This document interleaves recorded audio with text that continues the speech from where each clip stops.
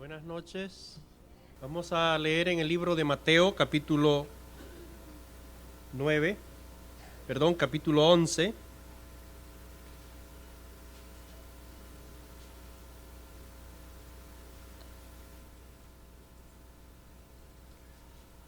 El verso 29, Mateo 11, 29.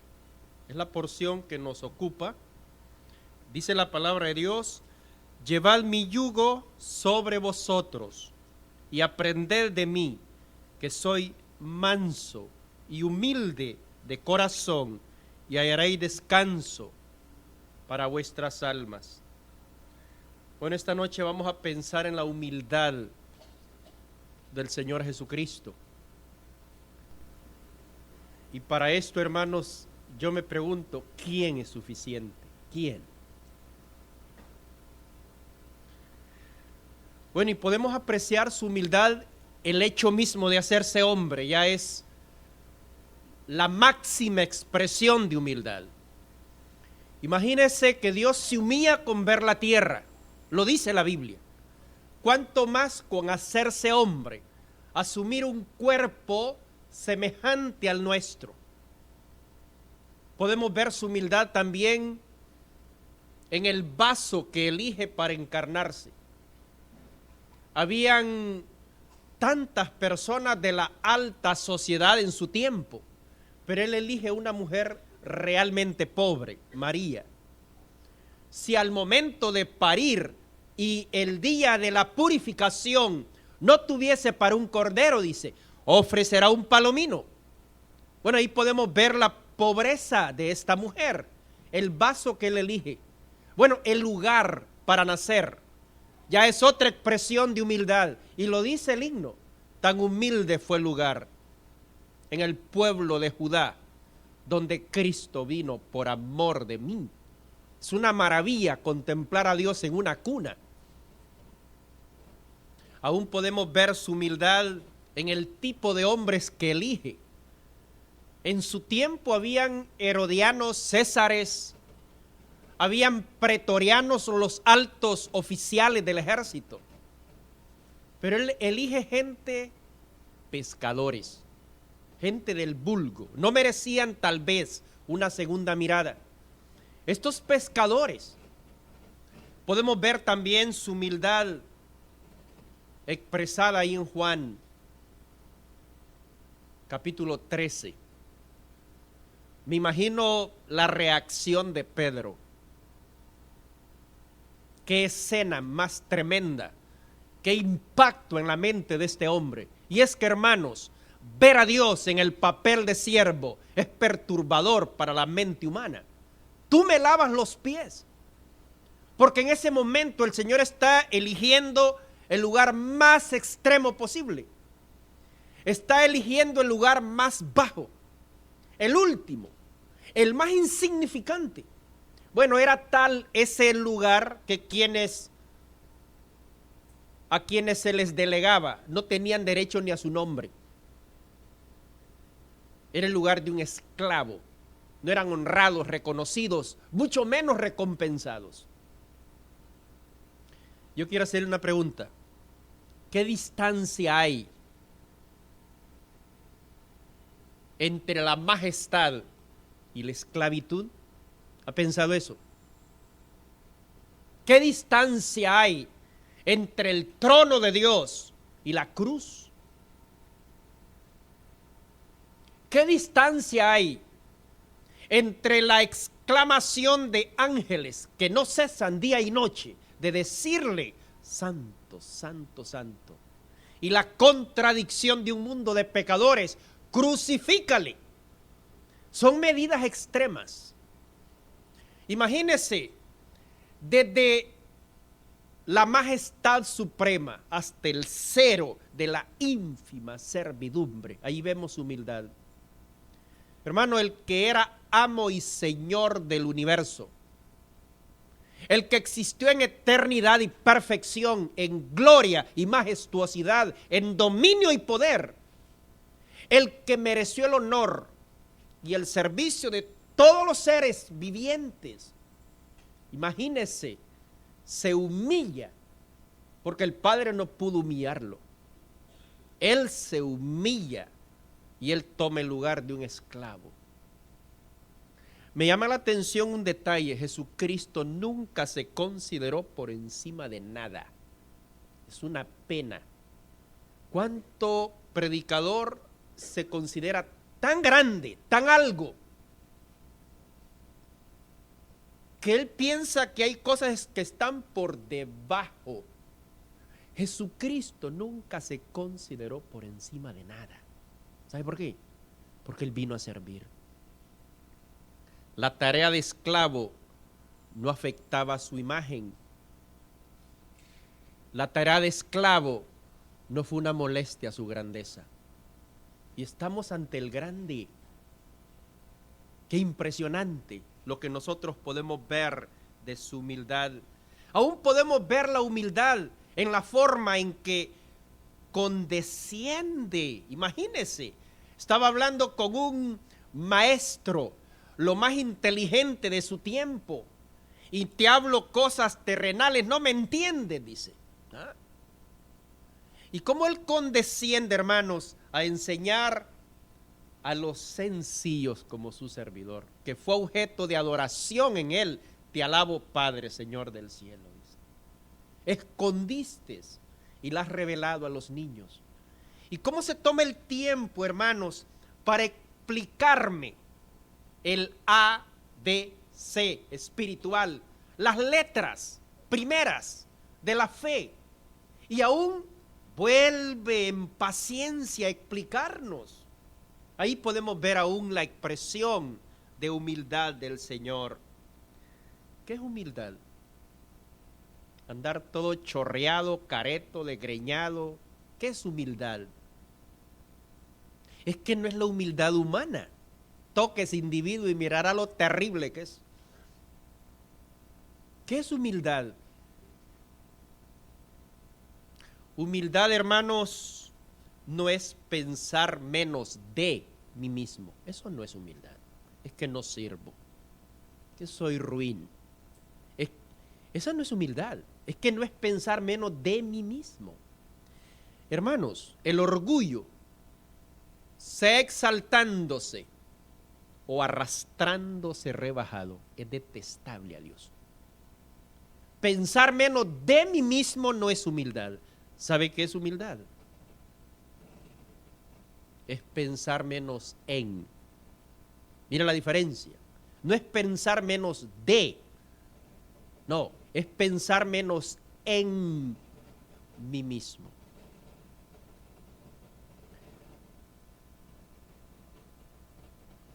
Cada acción extraordinaria que el Señor hacía, ¿cuál era la recomendación? No lo digas a nadie. Pensar menos en nosotros mismos. No figura el individuo. Y este es parte del proceso. Qué difícil para el orgullo. Qué difícil para el ego humano, ¿verdad? Entonces, ¿qué es humildad?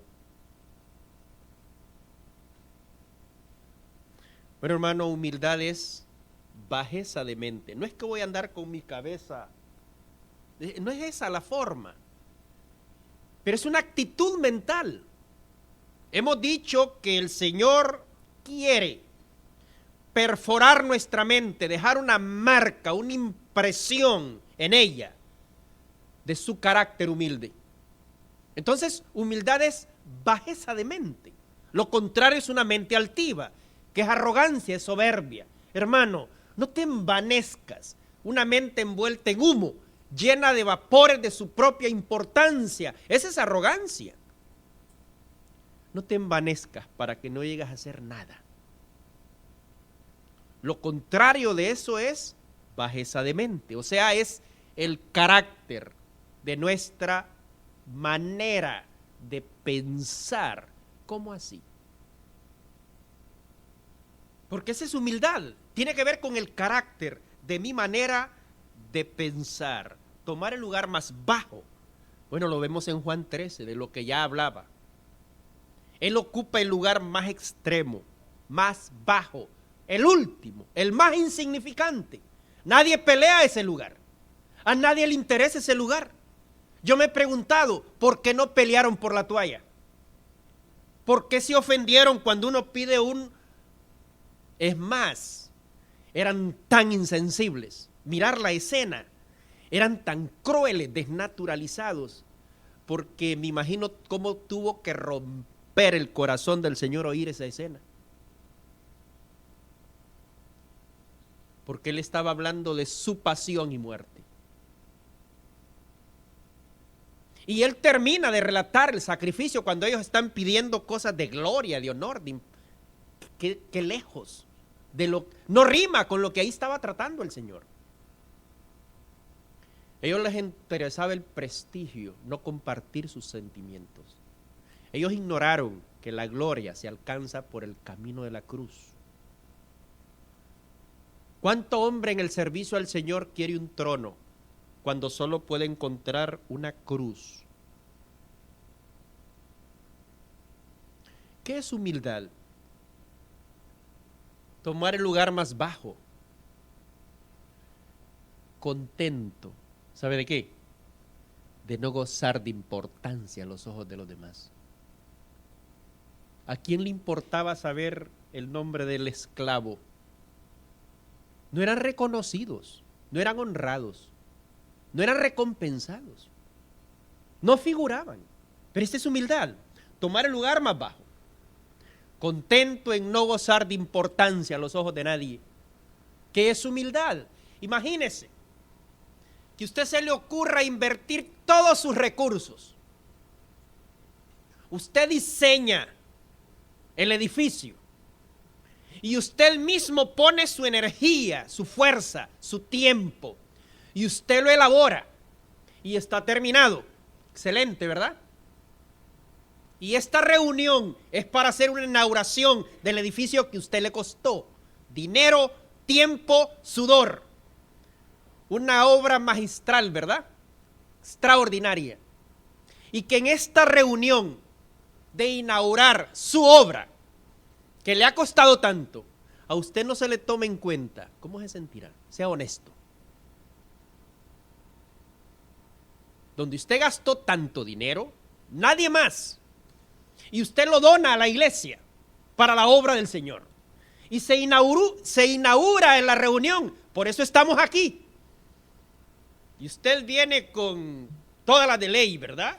Porque va, según usted, pero no se le tomó en cuenta, ni se le mencionó su nombre, ni se le da gracias. Sea honesto, ¿cómo se sentiría?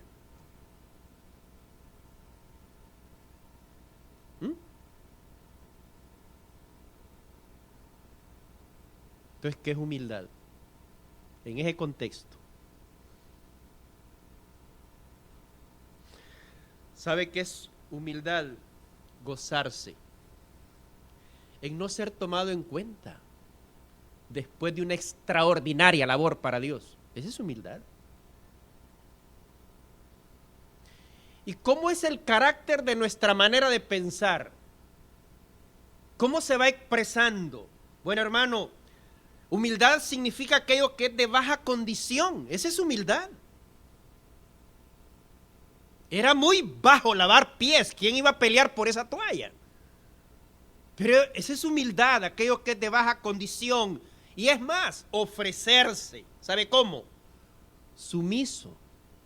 Ofrecerse como inferior. Ya en la acción esa es humildad.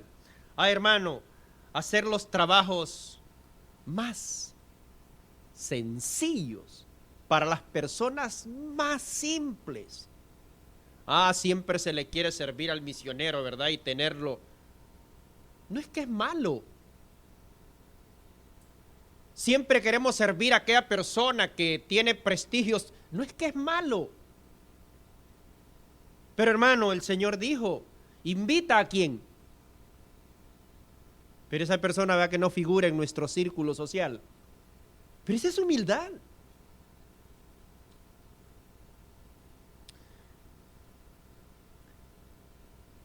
Deberíamos hacer una súplica al Señor en este momento. ¿Y sabe cuál debería ser nuestra oración? Señor, Señor, manténme pequeño. Señor, manténme pequeño, manténme desconocido. ¿Quién tiene como meta ministerial eso? Llegar a un grado de proyección en el servicio al Señor que no goza importancia. Entró como un hermano más. No se nota su presencia. Señor, manténme pequeño, desconocido, solo por ti amado y valorado. Bueno, hay ejemplos de humildad en hombres. Y una de las cosas que tenemos que aprender, hermanos, honestamente, el pueblo del Señor muy poco quiere la humildad del Señor. Máxime, cuando ya aquel don que el amor y la gracia lo dio, el Espíritu Santo lo desarrolla, allí es bien difícil querer humildad, porque queremos fama. Hermano, hay una sutil tentación de querer ser grandes. La mayor parte de nosotros nos proyectamos en ese nivel, ignorando que la humildad es la que eleva. O sea que el camino hacia arriba primeramente es hacia abajo. Solo la humildad nos eleva. Miremos Mateo, capítulo 11. Mateo 11, dice el verso 11. De cierto os digo, entre los que nacen de mujer, no se ha levantado otro mayor que Juan el Bautista. Yo quiero hacerle una pregunta. Si no existiese este resumen de los hombres de Dios como el más grande, y se le tocase a usted de parte del Señor elegir el hombre más grande de la historia, ¿a usted se le hubiese ocurrido pensar en ese sencillo Juan? ¿Verdad que no? Nunca hubiéramos pensado en el sencillo Juan. Bueno, la vestimenta mismo, ¿ah? Tener que soportar a un hombre así, eso es una ofensa al auditorio. Pero el Señor dice, y Él lo dice, y hay que creerlo, el hombre más grande de la historia. Hermano, hay detalles interesantes en Juan. Bueno, está el Señor en persona, pero decimos, pero Él es Dios, y Él es Dios. Pero ahora podemos encontrar un hombre semejante a nosotros. Y si este hombre fue humilde, entonces hay un aliento para que nosotros nos prestemos y que el Espíritu Santo pueda provocar en nosotros la humildad de Cristo, pueda transferirla. Hermanos, la grandeza de Juan tenía sus raíces en su humildad. ¿Y sabe qué me llama la atención? Que este hombre llegó a ser grande porque nunca aspiró a ser grande. ¿Cuántos de nosotros usamos el servicio como un trampolín? ¿Cuántos de nosotros usamos las personas para que nos promocionen? Ese no era Juan. Hermano, si usted se acerca a Jesucristo, usted no necesita promocionarse. No necesita esto. Juan llegó a ser grande porque nunca aspiró a serlo. Pero ¿sabe qué es lo que más me desarma de este hombre? Siendo grande, nunca se sintió grande. Qué difícil. Qué difícil. Y miremoslo. Juan 1. Este hombre nunca se sintió grande. Posiblemente ni se dio cuenta que era el hombre más grande de la historia. Juan 1, dice el verso 27, este es el que viene después de mí, el que es antes de mí, del cual yo no soy digno de desatar la correa del calzado. Nunca un hombre es tan grande, hermanos. como cuando expresa su pequeñez. Usted sabe lo duro que es vernos forzados en una silla a escuchar a un hombre hablar de su tema favorito, de él mismo. Va que es duro. Pero nunca un hombre es tan grande como cuando expresa su pequeñez. Me decía un hermano, en ese púlpito, dice, ahí fue presentado un hombre. Yo creo que fue muy imprudente lo que hizo el anciano en nuestra asamblea, me dice. Bueno, aquí tienen nada más ni nada menos, dice, que al hermano don fulano de tal. Dice, cuando era inconverso, era uno de los 5 consejeros del Papa. Tuvo que ser una eminencia, ¿no lo cree? Domina no sé cuántas lenguas y ha sido el escritor de comentarios, libros. Y por fin el hombre llega al púlpito. Y dijo el hombre lo siguiente: he tenido y me da la impresión que han viajado de lejos para conocer y escuchar a fulano de tal. Siento que tengan que ser defraudados en esta reunión, porque ese hombre que fue anunciado no está aquí, no vino. Si ustedes vinieron para ver a ese hombre, para escucharlo, ese hombre no está aquí, no vino. Aquí quien está es un pecador. Nunca un hombre es tan grande. Yo creo que un hombre de Dios se avergüenza cuando se da a conocer con alabanza su nombre. Pienso.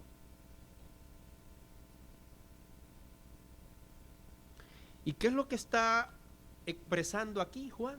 Yo no soy digno, dice, de desatar el calzado. A un esclavo en esa época se le imponía, no era opción, se le imponía la obligación de quitarle el calzado a su amo. ¿Y qué expresa Juan? Yo no soy digno, dice Juan, de desatar la correa del calzado. ¿Sabe qué está expresando? El hombre más grande de la historia. La insuficiencia de sí mismo.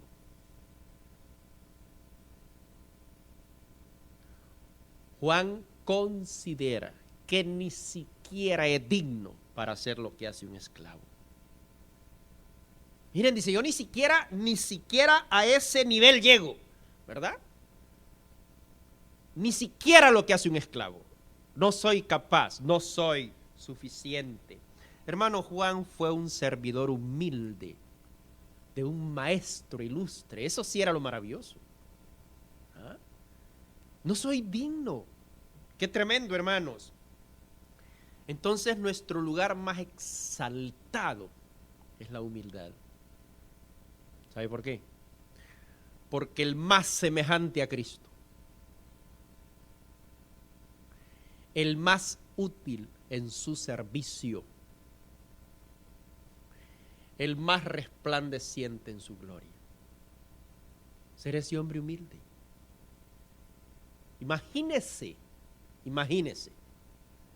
llegar a ser públicamente elogiado por Dios. Tremendo, bien hecho, buen siervo. Eso supera cualquier aplauso, alabanza o lo que muchas veces se codicea. Capítulo 3. Aquí mismo en Juan, no vayamos muy largo. Verso 30. Es necesario que Él crezca, pero que yo mengüe. ¿Sabe qué está haciendo este hombre aquí?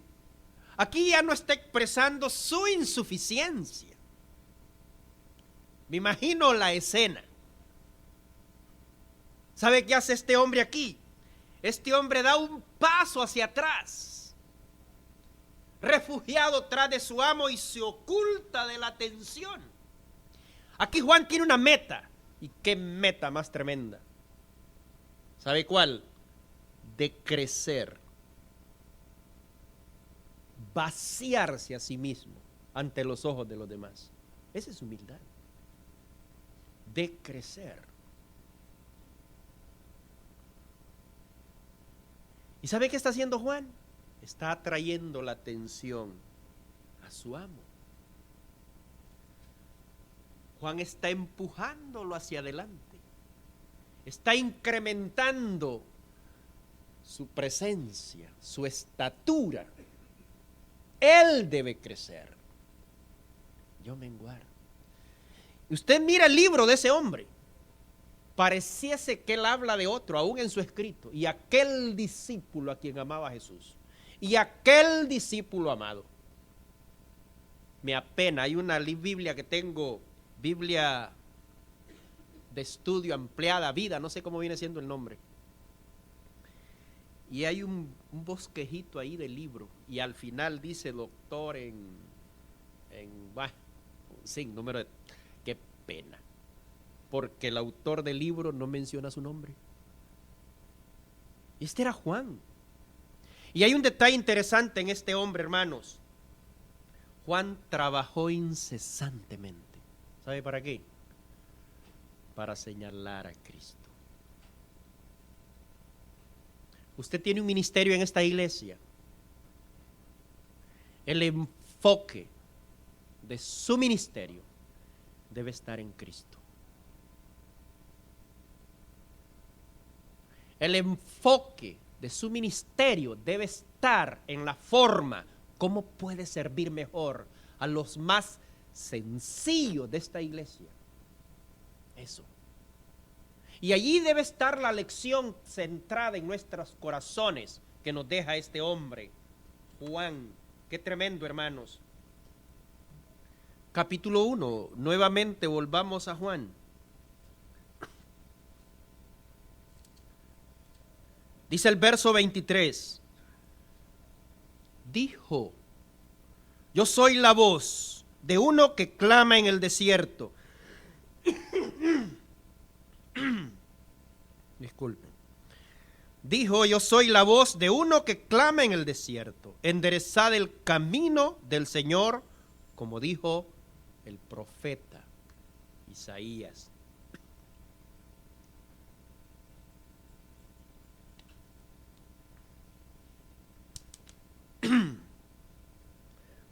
A este hombre enviaron personas de la alta sociedad y llevaban una misión: investigar quién era ese hombre.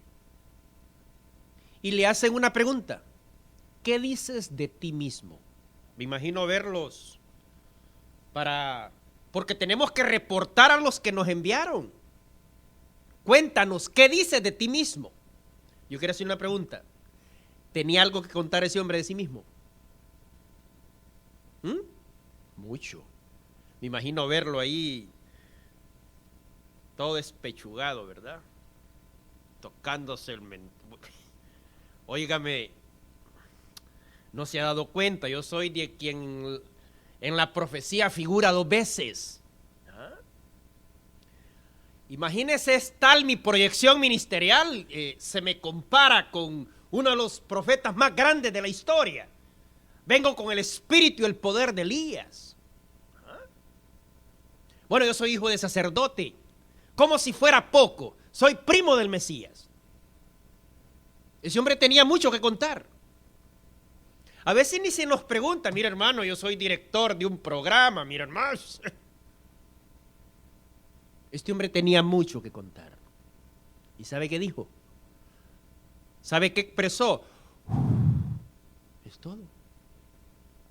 ¿Usted entiende ese mensaje? ¿Qué sustancia, qué contenido? Nada.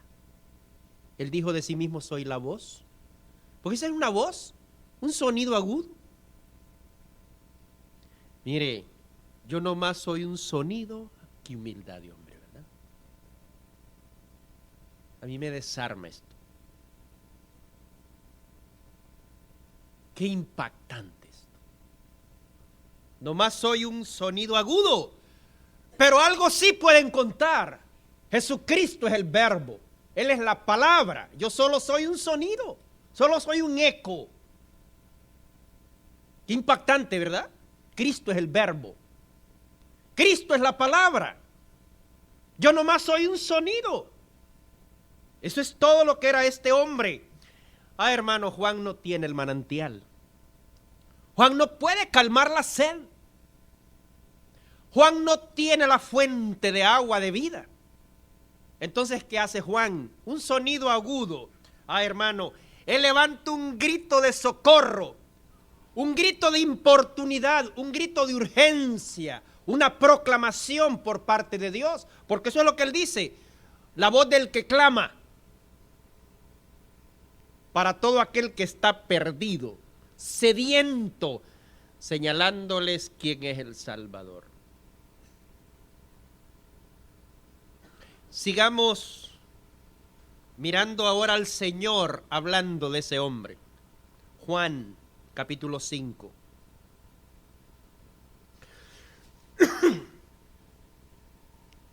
Dice el verso 35.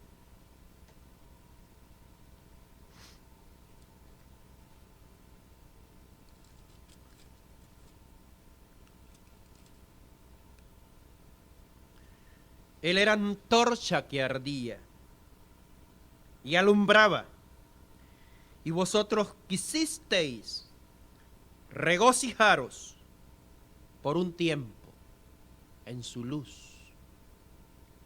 Tremendo, ¿verdad? El Señor en persona hablando de ese hombre.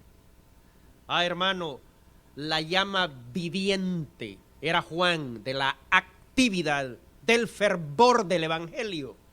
Ese era Juan, una llama viviente. Juan tenía un ministerio que arrojaba luz, no a sí mismo.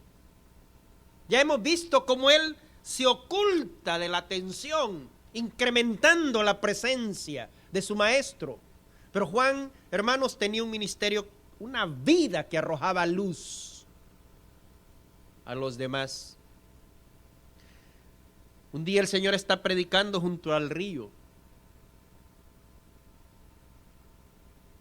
Después de su mensaje, ¿quién cree que vino a la mente de las personas? Y habían pasado ya como 2 años. A la verdad dijeron, Juan ninguna señal hizo. Y ya no existía Juan. A la verdad, Juan ninguna señal hizo.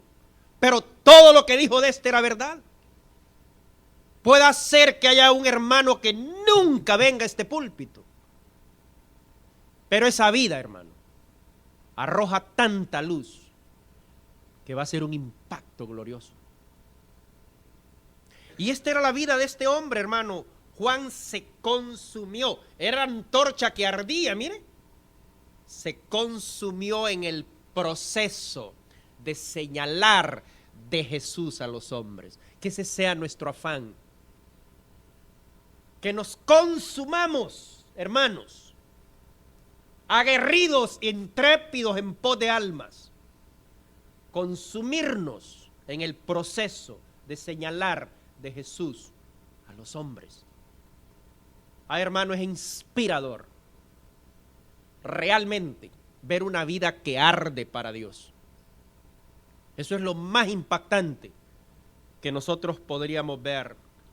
Es como dijo Jim Elliot, yo no quiero una vida larga, yo solo quiero una vida plena semejante a ti. Tremendo, ¿verdad? Vidas como antorchas. Impactante. Y aquí está este hombre, hermanos. ¿Qué es lo que necesita la iglesia entonces? Doctores en divinidades, conocer todas las raíces de lengua. No es que es malo, excelente. Pero ¿qué necesita la iglesia? ¿Sabe qué necesita? Hombres que vivan exclusivamente para Jesucristo. Eso es lo que necesita la iglesia. Hombres que vivan solamente para Jesucristo. Hombres que desean solamente oportunidades de promover la gloria de su Señor. Eso es lo que necesita la iglesia. Hombres que desean alcanzar por el poder del Espíritu Santo a quienes Jesucristo ya redimió con su sangre. Ese es el tipo de hombres que adolece esta época digital, esta época tecnológica, hermanos. Ese es lo que más adolece y necesita la iglesia. Un segundo detalle interesante en esta humildad. La humildad no solo es que eleva, pero también, hermanos, un hombre humilde no asume ningún puesto, ningún lugar, porque no quiere defraudar a su amo. Esa es una actitud grande.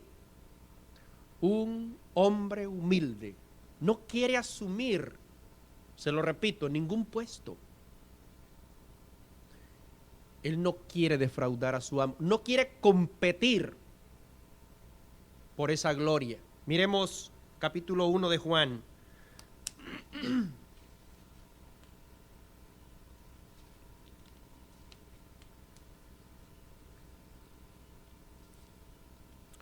Juan 1 dice el verso 30. Este es aquel de quien yo dije, después de mí viene un varón, el cual es antes de mí, porque era primero que yo. Parece una paradoja esto, ¿verdad? Después de mí viene un varón, el cual es antes que mí, porque era primero que yo. Mira la idea, un hombre humilde no quiere asumir un puesto, no quiere defraudar a su amo. Y eso es lo que está haciendo este hombre. Él era primero que yo. ¿En qué sentido Jesucristo era primero que Juan? Bueno, primero en tiempo. Antes que Abraham fuese, dijo yo soy. Él está al inicio, al final de la historia a la vez. Sin un segundo, bueno, un segundo es muy pálido hablar. Él es preexistente y eterno. Él era primero que yo, no solo en tiempo. Él es primero que Juan en importancia. Bueno, Juan ya lo expresó, ¿verdad? Incrementando su persona, su presencia. Por eso es que Juan estaba decreciendo. Qué afán, qué meta más noble, ¿verdad? Decreciendo. Es que Jesucristo es primero en importancia. Hermano, Jesucristo es primero en superioridad. Es lo más grande. Pedro dice, habiendo visto con nuestros ojos su majestad. Es lo más grande. No podemos medirlo con nuestra mente. Se seca el cerebro pensar en esa grandeza. Él era primero que yo. Hermano, Él debe mantenerse entonces en primer lugar en nuestros planes, como está siempre en primer lugar en todos los planes y propósitos del Padre. Él debe mantenerse en primer lugar. Él es primero. Se lo voy a repetir, en tiempo, en importancia, en superioridad. Aquí hay un peligro grande. Cuando un siervo se siente ansioso de llegar a un puesto que lo hace ser eminente. Bueno, ahí en Honduras ahora hay nombres de apóstol, imagínese. Terrible. ¿Ah?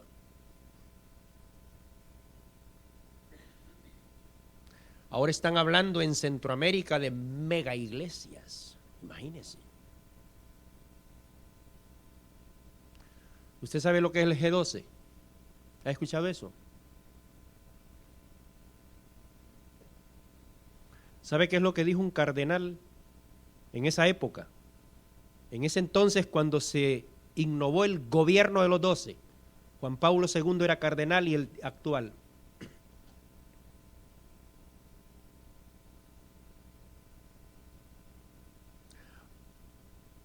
Una sutil estrategia diabólica. Porque yo no sé quién ocupa el lugar más bajo, el que tiene sed de dinero o sed de aplauso. A los hombres evangélicos más influyentes, dijo un cardenal, hay que ofrecerles dos cosas: fama y dinero. Y han hecho estragos. Cualquiera patina. Cuando un hombre se siente ansioso de llegar a un puesto que lo hace ser eminente, comienza a actuar de manera traidora. Es como pegarse un tiro en su propio pie, es como robarse a uno mismo. En el modo de obrar nos robamos, no en el obrar, pero en la intención. ¿Sabe por qué? Porque Dios prefiere a su Hijo por sobre todos sus siervos. Que aquí estuviera, imagínese, un Moisés, un Abraham, un Elías, un Daniel, un José, un Pedro, un Pablo, imagínese que estuvieran esta noche. Dios prefiere a su Hijo por sobre todos sus siervos. Amado hermano, entonces no insulte a Dios, prefiriéndose a usted mismo. Todo lo que llama la atención al yo y haga perder de vista a Jesucristo, esa es una sutil forma de soberbia. El Espíritu Santo se contrista cuando no exaltamos a Cristo. No obra. Pero hubo conversión esa noche.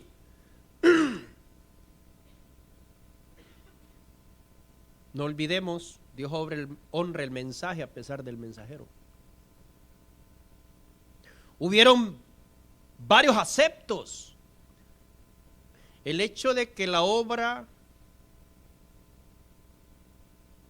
surja bajo la providencia de Dios no garantiza ni su permanencia ni que el obrero reciba recompensa. No.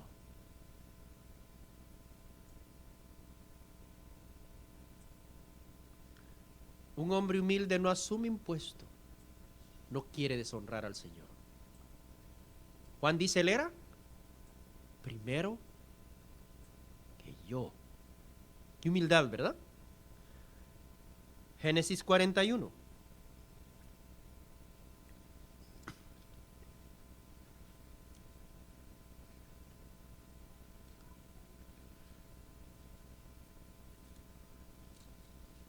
Imagínese que el presidente Obama lo cita a usted.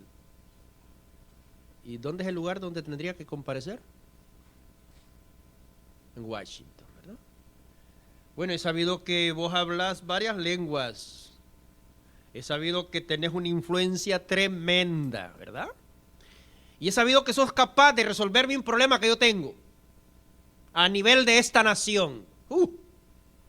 ¿Cómo se sentiría usted? Bueno, miremos la escena. Génesis 40, verso 41, 14. Entonces Faraón envió y llamó a José y lo sacaron apresuradamente de la cárcel. Se afeitó, mudó sus vestidos y vino a Faraón. Y dijo Faraón a José, yo he tenido un sueño, no hay quien lo interprete, mas he oído decir de ti que oyes sueños para interpretarlos. ¿Qué hubiera hecho usted?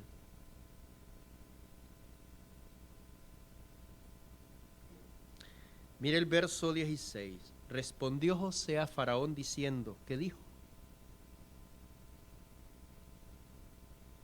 ¿Qué dijo? No está en mí. Tremendo esto. ¿Qué dices de ti mismo? Le preguntaron a aquellos. Esto es todo lo que yo soy. Un sonido agudo. Está ante el hombre más poderoso del mundo en su tiempo. ¿Qué decíamos del hombre humilde? No asume ningún lugar. No quiere defraudar a su amo. Dice este hombre, mire, no está en mí.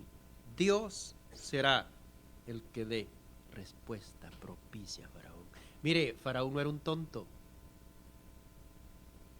Ese hombre tenía una agilidad, una agudeza mental. No hay duda. Tuvo que pensarlo.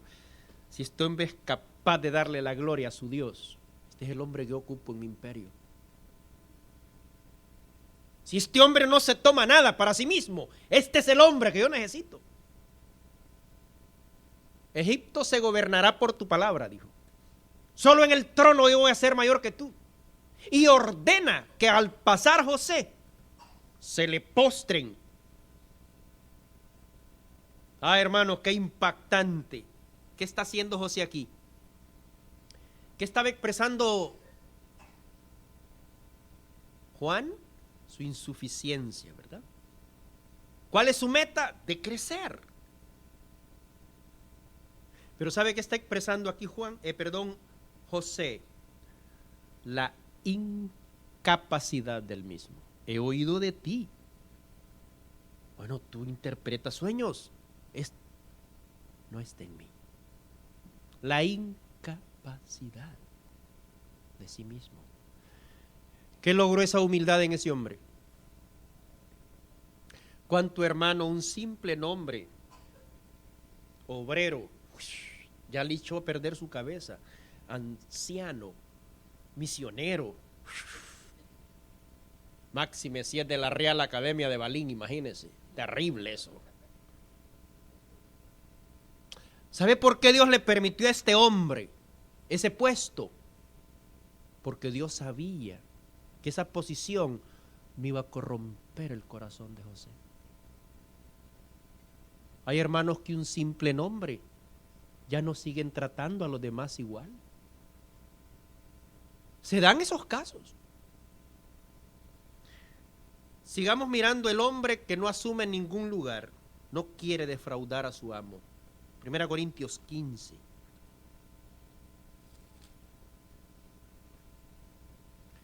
Dice el verso 10, pero por la gracia de Dios soy lo que soy, y su gracia no ha sido en vano para conmigo, antes he trabajado más que todos ellos. ¿Y qué dice este hombre ahora? ¿Qué dijo José? No está en mí. ¿Qué dice este hombre ahora? Pero no yo. ¿Cómo nos desarma esto, verdad? Pero no yo. Si solo aprendemos eso es grande, hermanos. Se lo voy a repetir otra vez.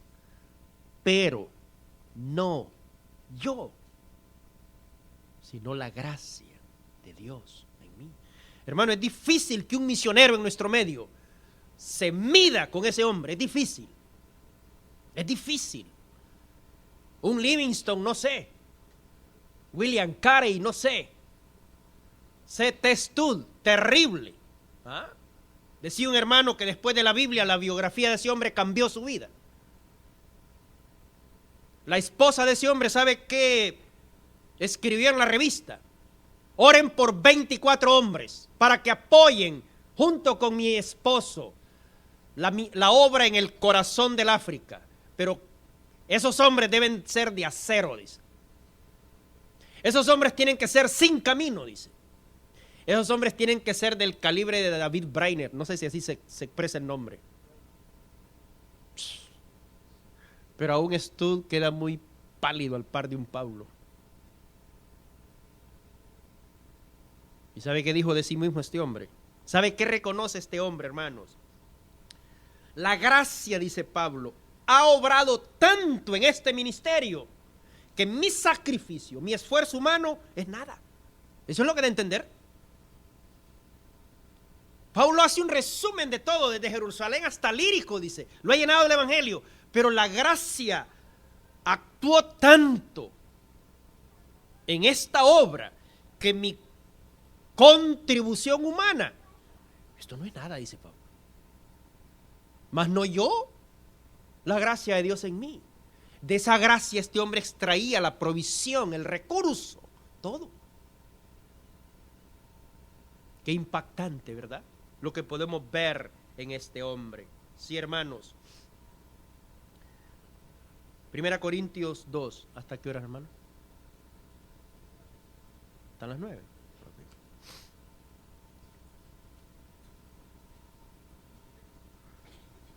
Primera Corintios 2, dice el verso 4, y ni mi palabra, ni mi predicación fue con palabras persuasivas de humana sabiduría, sino con demostración del Espíritu y de poder, para que vuestra fe no esté fundada en la sabiduría de los hombres, sino en el poder de Dios. Hay algo interesante en este hombre. Hermanos, Pablo nunca quiso malgastar el tiempo de sus oyentes, hablándoles sobre un tema tan indigno, él mismo. Interesante esto. Y hermanos, aquí hay algo interesante de este hombre en este servicio. ¿Sabe qué está evitando Pablo? Que sus oyentes se interesen en él. ¿Sabe qué está evitando? Que sus oyentes se impresionen de él. Y él podía hablar con palabras persuasivas. Rendían culto en los altares de esos hombres, quemaban incienso, el sofista. Eran como acróbatas mentales. No, dice Pablo. No quiero que se impresionen en mí. Impresionense por el poder del Espíritu. Eso es lo que este hombre está incrementando en el corazón de los hermanos. Quiero que los que reciban ministerio, piensa Pablo, a través de mi ministerio, los que reciben bendición a través de mi ministerio, quiero que después queden pensando en el nombre de Dios, en el poder de Dios, en la obra de Dios, en la palabra de Dios, y todo para la gloria de Dios. Yo no quiero figurar. Entonces, cuando un hombre tiene éxito en su ministerio, ¿sabe cuándo? Cuando logra que los hermanos se aferren al poder de Cristo, no a él mismo. No quiero que la fe de ustedes, dice Pablo, esté fundada en mi poder. Hermano, ¿usted quiere que el poder del Espíritu Santo siga descansando en su vida y su ministerio? Va que ser el anhelo de cada uno. Olvídese de sus éxitos pasados entonces. No tenga un archivo de las hazañas de ayer, de la semana pasada. Olvídese de sus éxitos pasados para que el poder del Espíritu Santo descanse en su ministerio. Mas no yo, dice Pablo, sino la gracia de Dios en mí. El éxito puede subirse a la cabeza, hermano. ¿Y sabía que el pescado aquí es donde comienza a podrirse? ¿Y cómo apesta, va? El éxito puede subirse a la cabeza si olvidamos quién realmente hace la obra. ¿Quién la hace? Es Dios. Y algo más, hermanos. Dios puede hacer que esta obra continúe sin mí, levantando a otro.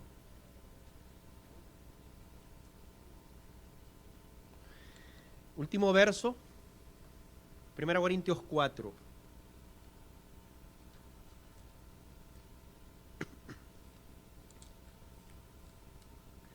Dice el verso 1. Así pues, téngannos los hombres por servidores de Cristo. ¿Qué es humildad?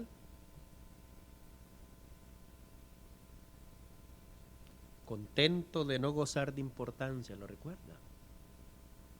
Ante los ojos de los demás. Gozarse en no ser tomado en cuenta después de una ardua labor. Ofrecerse sumiso como inferior. Aquí está ya la palabra.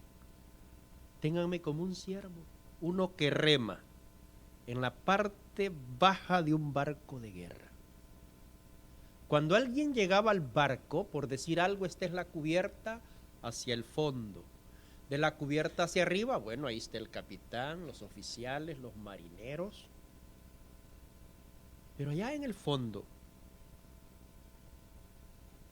¿a quién le interesaba quién remaba ahí? No eran reconocidos, no eran honrados, como ya hemos dicho, mucho menos recompensados. Dice Pablo, yo quiero que cuando todo se haya hecho, yo quiero que digan de mí, bueno, este es el hombre único, fue llevado al tercer cielo. Ahí se le dieron palabras inefables que no se le permiten al humano. No. Cuando todo se haya hecho, yo quiero que digan de mí, este es el hombre que anexó más libros al canon de la Biblia. Y así fue, ¿verdad? No. Cuando todo se haya hecho, yo quiero que digan de mí, este es el hombre más aguerrido con el Evangelio. Desde Jerusalén hasta Lírico. No. Cuando todo se haya hecho, yo tan solamente quiero que digan de mí, ese hombre movía su remo. Esa es humildad. Dios nos bendiga.